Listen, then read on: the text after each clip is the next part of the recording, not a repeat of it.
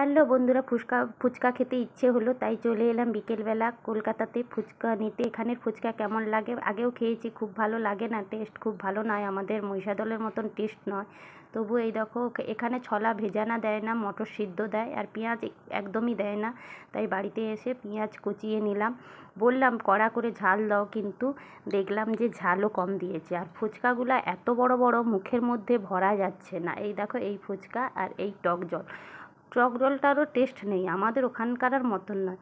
আমি তাই একটা ফুচকা নিলাম, দেখি কেমন লাগে। আর দেখো, এত বড় ফুচকা যে মুখের মধ্যে ভরা যাচ্ছে না, তবু কষ্ট মষ্টে করে আমি ভরে নিলাম ফুচকাটা। খেতেই পাচ্ছি না, দেখো কীরকম অবস্থা, এত বড় ফুচকা, একটুও স্বাদ নেই, আর ভালো লাগছে না। আমাদের ওখানকার আর ফুচকাই খুব সুন্দর। এখানেই ভিডিওটা শেষ করলাম। কেমন লাগলো বন্ধুরা কমেন্ট করে জানাবে, আর তোমরা তোমাদের ওখানের ফুচকা কার কেমন লাগে জানাবে।